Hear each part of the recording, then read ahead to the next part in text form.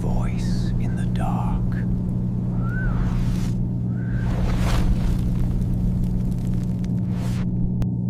When I was 9, I remember walking in from school one ordinary afternoon, only to find my mom and my grandpa waiting at the kitchen table.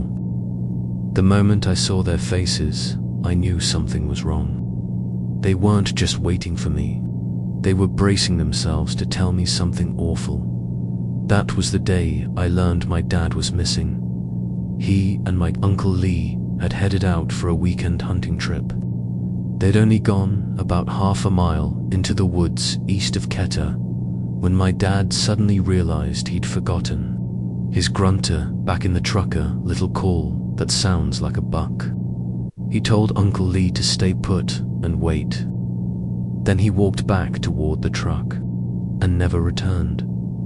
Uncle Lee said he waited 20, maybe 30 minutes before worry started eating at him. He headed back toward the truck himself, calling for my dad, expecting to find him sorting through gear. But the truck was empty. My dad was gone by nightfall. The entire McDowell County Sheriff's Department was combing through those woods with dogs, flashlights, and volunteers. The search went on for 2 long weeks. Not a footprint, not a piece of clothing, not a single sign of him anywhere.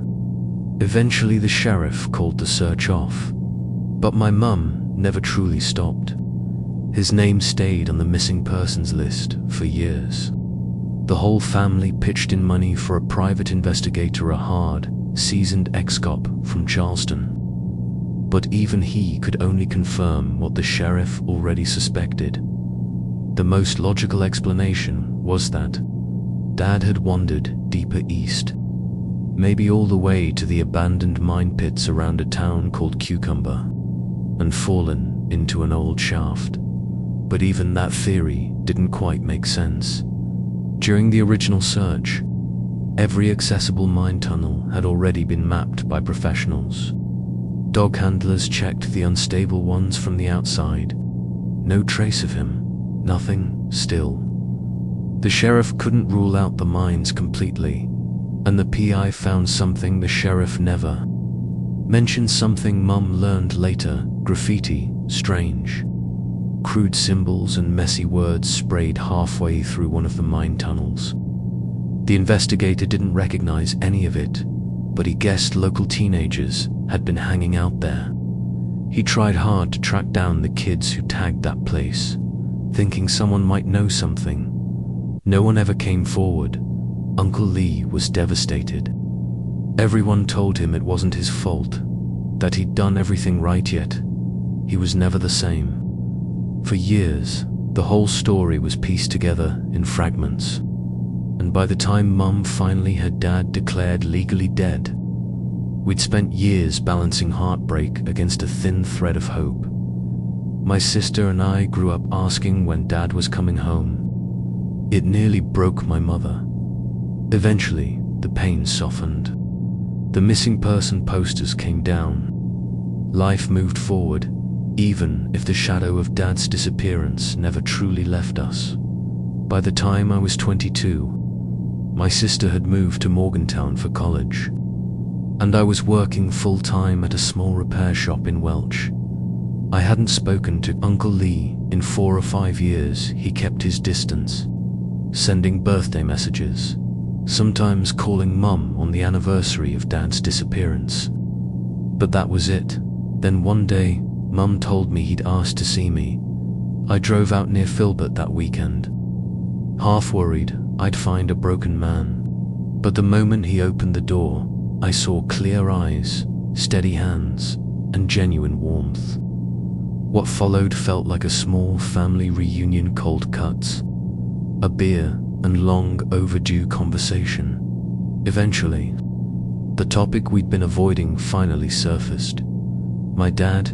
We talked about memories, little things, the kind of stories that make you smile and ache at the same time. Then, without warning, Uncle Lee asked if I'd ever want to visit the place where my dad vanished, a closure trip, as he put it.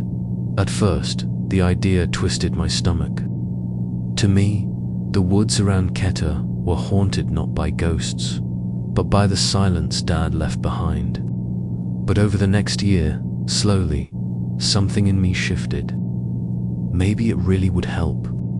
Maybe seeing the place would dull the sting. So eventually, I told him yes. We planned a hike for an early Saturday in May. We tried to treat it like just another walk in the woods, sharing a beer, carrying the same old cooler with cold cuts like always. The closer we got, the more anxious I felt, but the woods weren't as terrifying as I'd imagined. They were just woods, familiar, quiet, normal, but the feeling that something of Dad still lingered out there that never left. We reached Big Creek and took a break on a sun-warmed flat rock. I thought that would be our turnaround point, but Uncle Lee said he had something else to show me. We walked another mile until we reached a rocky outcropping overlooking the old mine system. I recognized it instantly from the investigator's description. When I asked Uncle Lee if this was the place with the graffiti, he said yes. Then he hesitated, took a deep breath, and told me something he had never told my mother or me. The last time he saw my dad wasn't in the woods, it was right here, walking into one of the mine shafts, after realizing Dad had been gone too long. Uncle Lee panicked and searched everywhere he could. When he climbed onto that same outcrop we were standing on, he spotted a man dressed exactly like my dad stepping into one of the tunnels. He rushed down, flashlight shaking in his hands, and ran into the shaft calling my dad's name. But when he stepped inside, there was no one there. He didn't see the graffiti, but he told me the tunnel gave him an overwhelming sense of dread, something deeply wrong. Something he'd never been able to shake, and that fear, he said, had been haunting him for decades. He asked if I wanted to walk down there with him. He did it every few years on his own, like a ritual, trying to make peace with that moment. And after everything he told me, I couldn't say no, so we headed down toward the mouth of the meaner jagged wound in the rock, framed by rotting support beams like the teeth of some huge animal. Warning signs were scattered across the dirt, half buried, half snapped in two. The closer we got, the colder the air grew. The sunlight faded behind us until we were standing in front of a darkness so thick it felt alive. Uncle Lee told me. I didn't have to go inside, but I'd come too far. I stepped into the shaft with only my tiny keychain flashlight. The air smelled like rust, dust, and mold. The beam barely cut through the dark, but it was just enough to keep me moving slow, step by step. Then, something made me turn around. Uncle Lee was standing just beyond the gate, almost a silhouette, and in his hand was a gun. He wasn't holding it for protection. He wasn't speaking. The gun trembled violently in his hand. A cold blade of instinct sliced through me. He wasn't safe. I wasn't safe. I ran. A gunshot exploded behind me, echoing like thunder through the metal-lined tunnel. A bullet hissed past my arm. I shut off my flashlight so he couldn't aim at the light. I ran blind, choking on terror, scraping the walls with my fingers until I hit a junction where the tunnel split into three. I picked a tunnel at random and sprinted down it, turning my light back on only long enough to see the bizarre black writing smeared across the walls. Scripts, entire lines of something I couldn't recognize. I ducked into a small chamber and hid, pressing myself into a corner, forcing my breath to stay silent while my heart hammered loudly enough to give me away. My ears still rang from the gunshots, but I could hear his footsteps crunching, his voice calling my name. Not to apologize, not to reason, just to tell me he would find me. I stayed as still as stone. Then his voice changed. His steps quickened, stopped silence, and then he said something that chilled me deeper than the mine ever could. "I know you're here, Stanley." Stanley, my father's name. That was when I realized Uncle Lee's mind had snapped long before today, and now I was trapped underground with him. I was preparing myself to rush hemp fight. For the gun when something else moved deeper in the tunnels. Not footsteps. Something like stone grinding against stone. Lee heard it too. He froze, started muttering to himself. I couldn't make out. Then a warm gust of air blew through the tunnel from deep below, and the smell. It wasn't rot. It wasn't gas. It was something older. Wrong. Like burning death. I covered my face, gagging, certain we had walked into some poisonous pocket of trapped gas, and then Lee's muttering turned into a terrified shout, and that's where I'll pause the story. My name is Mira. I'm a postdoctoral researcher at UNC Chapel Hill in the Department of Anthropology. My work lives at the crossroads of cultural tradition and social identity, using ethnography and historical tracing to understand how people's rituals shape who they are. Or, put simply, I study how communities create belonging through their customs by watching them closely and digging into their pasts. Over the years, I've taken on many projects, some challenging, most rewarding. But there is one assignment I wish, with every fiber of my being, that I could scrub from my memory. Not because of the culture I worked with, those people were remarkable. Not because of the subject, Matarit was fascinating. It was because of one single encounter with one single woman during my research on kinship lines, ritual practices, and cultural resilience among the Mungan Appalachians. To shorten a very long academic explanation, the Mungan are a mixed-race community living in the region where Tennessee, Virginia, and North Carolina converge. Their ancestry European, African, Native American traces back to the late 1700s or earlier. Their name comes from the French mélange, meaning mixture. They lived isolated for generations in places like Hawkins and Hancock counties in Tennessee, Lee County in Virginia, and pockets of western North Carolina. Scholars still debate their origins. Some claim they descend from shipwrecked Portuguese sailors, others from survivors of the lost colony. Genetic work, including studies from the Journal of Genetic Genealogy, shows roots in sub-Saharan Africa and northern Europe, likely from early colonial mingling before racial laws restricted contact. Traits like dark hair, light eyes, and the so-called Mungan bump have been noted, though physical features vary widely.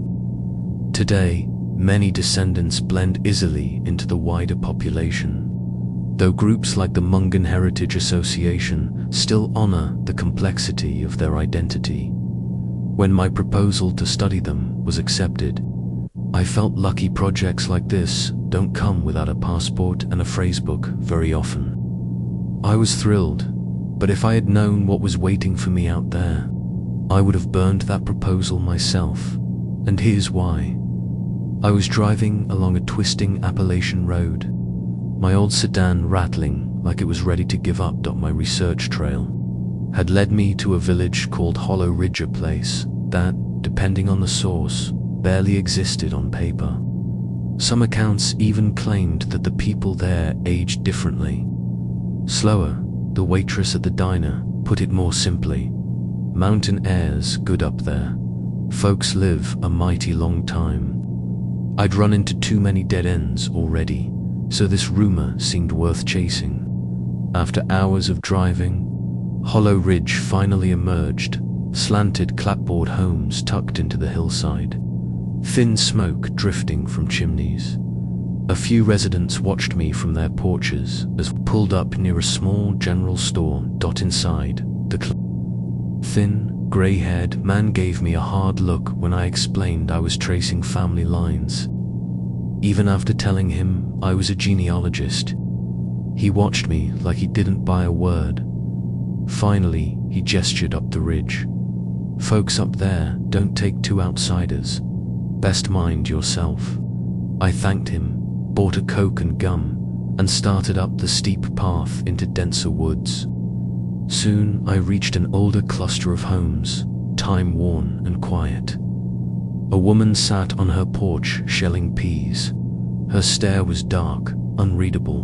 When I explained myself, she didn't respond, just motioned toward the house behind her.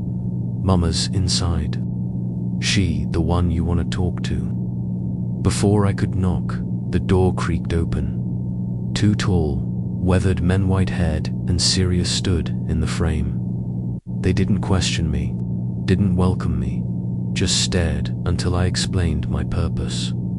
The shorter one, a faint scar cutting across his cheek, finally spoke. "Mama's 100. She don't talk much. Don't tire her out." They stepped aside. Inside, mildew and smoke clung to the air. A single lamp flickered in the dim room. Lying in a bed against the far wall was a woman, or what was left of one. Her body looked weightless, skin stretched tight over bone. Her eyes sunken so deep they barely reflected light. Thin strands of white hair clung to her skull, and her hands curled like claws. Her every breath rasped like sand dragged over stone. I had interviewed elders before, many, but I had never seen someone like her. I sat on the stool her sons pushed toward me. She showed no awareness of me at all. No glance, no shift, nothing. I began gently, asking her name.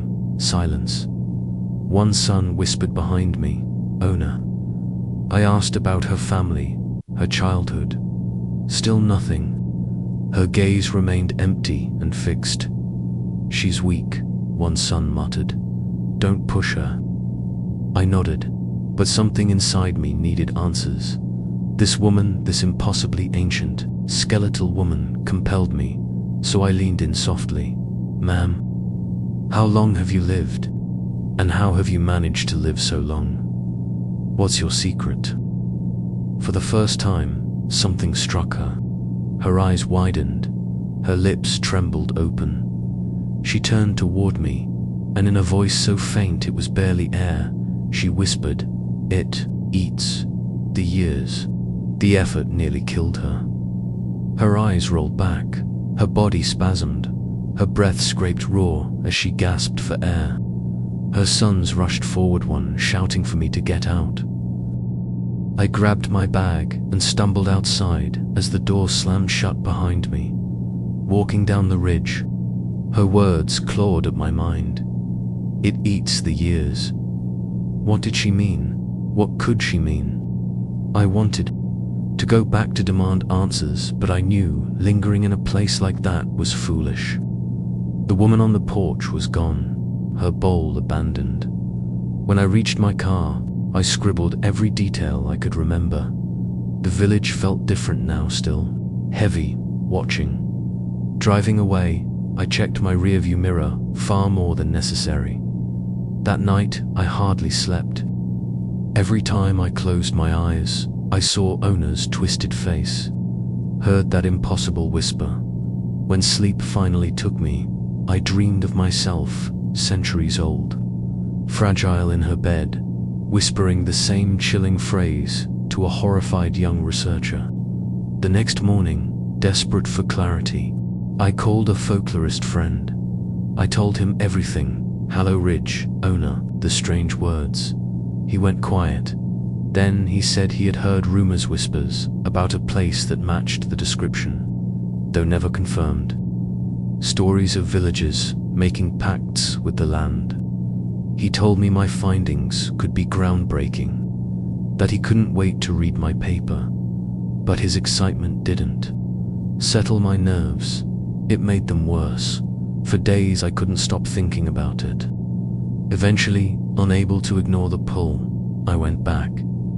This time, the village was silent. Houses empty. Porches abandoned.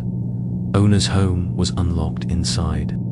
Everything was gone: lamp, bed, people, no sign they'd ever lived there. It was as though the entire ridge had been erased. Weeks passed. I avoided the project. But the question gnawed at me. What did she mean? What eats the years?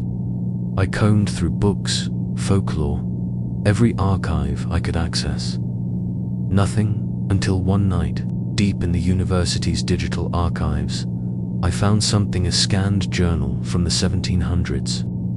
A fur trapper's notes. He wrote of a place he called Hungry Hollow. The description matched Hollow Ridge perfectly. He didn't elaborate much, only that the place had an unnatural presence and he would never return. My encounter with owner never made it into my research. How could it? There was nothing to cite, nothing but my own memory. So I tried to move on, but forgetting is impossible because I know what fear looks like. I know the difference between the confusion of age and the terror of someone who believes, truly believes, that what they're saying is real. And in owner's eyes, on that mountain ridge, I saw something genuine, something ancient, something horrifying. And I have absolutely no desire to ever know more, not now, not later, not ever.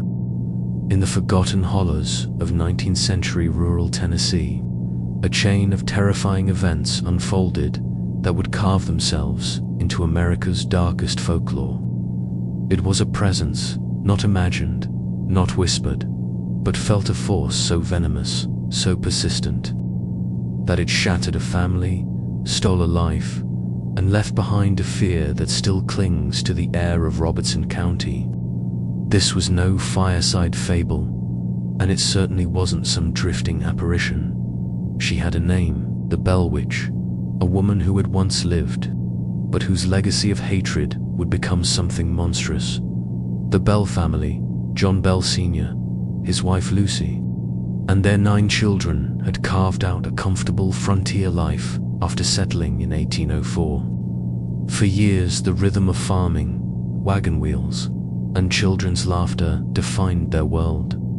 But the summer of 1817 brought an abrupt end to their peace. It began as a knock, a hollow, sharp rapping on the outside cabin, walls strange, rhythmic, and demanding. At first the Bells brushed it off. A loose plank, maybe. A raccoon, perhaps. But then came the scratches, long and deliberate, clawing across the windows as if something was begging or threatening to be allowed inside. Night after night, the sounds intensified until there was no room left for excuses. Then John Bell himself became the first to see the thing haunting their land. One humid afternoon, while walking through his cornfield, he froze. Something stood between the rows, something impossible. A creature with a dog's body and a rabbit's head, staring at him with a hunger that was animal and yet not. Instinctively, he raised his musket and fired. The echo faded and the creature was simply gone. Only the smell of sulfur lingered. That same night, the knocking and scratching returned, more furious than ever, as though the creature had followed him home. Soon the children began witnessing horrors of their own. Young Betsy sobbed as she described seeing a girl in a green dress hanging from a tree. Her neck snapped unnaturally. Drury, one of the boys, swore a monstrous bird swooped down to perch atop their barn, its fiery eyes fixed upon him. From that point onward, terror took root. Furniture shook violently with no one touching it. Blankets were jerked from beds, chains dragged across floorboards with no visible source, and the sightings continued. Animals that shouldn't exist, forms that evaporated into the air. Then the voices came, first as whispers breathing through the cracks, then as a low, guttural rasp that felt older than the land itself. "I am Kate." The name jolted something in John Bell. Kate Bat's a woman who had once cursed him over a bitter land dispute. Whether this was truly her spirit or something ancient wearing her name like a mask, no one could say. What they did know was that this entity spoke with horrifying clarity, mocking the family, exposing their secrets, hinting at tragedies yet to unfold. And young Betsy became its favorite prey. The witch beat her unseen, leaving her arms and back blooming with bruises. Her hair was yanked so violently it tore at her scalp. She was pinned to her bed by something with inhuman strength. Her screams were swallowed by the dark as the witch's laughter filled the room. "I'll never let you rest," the voice hissed. Neighbors who came to help fled in terror when the witch turned its malice upon them, twisting their insides, hurling objects and cursing them with a fury that echoed through the tree line. But the witch saved her worst torment for one person, John Bell, SR. She vowed to kill him, and slowly, relentlessly, she set about doing exactly that. His tongue swelled until he could barely speak, his face convulsed with violent spasms.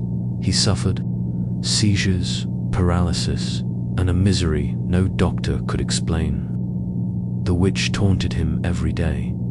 "I will take your life, John Bell, and I'll celebrate as you fall." On December 20th, 1820, after 3 years of torment, John died. A vile-smelling vial was found by his bed. The witch claimed credit, boasting she had finally poisoned him. The state of Tennessee officially listed his death as the work of a supernatural force, the only case of its kind. Even Andrew Jackson, the hardened general and future president, fled the Bell property in fear after encountering the witch. His wagon reportedly froze in place until the witch shrieked a warning at him that sent his men running by dawn.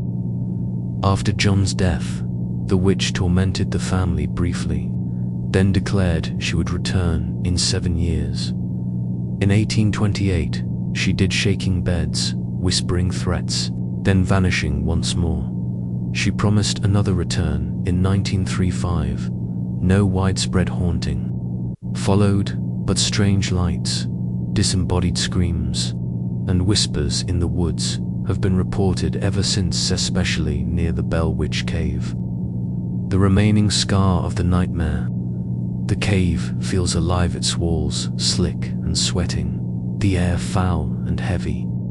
Visitors report footsteps where no one walks, growls emerging from total darkness, and an overwhelming feeling of being watched. In 1986, 2 Tennessean journalists attempted to spend a night inside. They lasted only hours. A monstrous scream erupted from the darker sound, so powerful it reverberated like a blow. Terrified, they fled, later admitting that in that moment, every rational explanation crumbled beneath pure instinctive fear. So what was the Bell Witch? A vengeful human spirit? A poltergeist? A demon wearing a familiar name?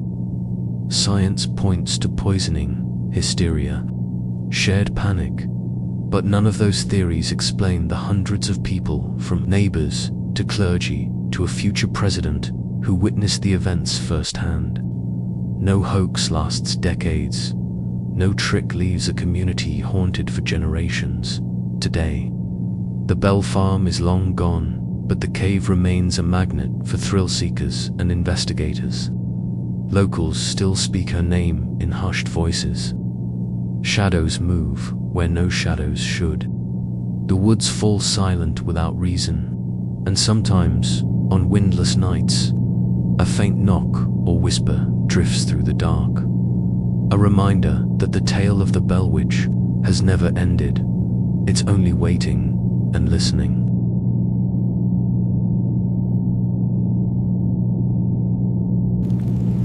Join us again for Voice in the Dark. Until then, heed the whispers.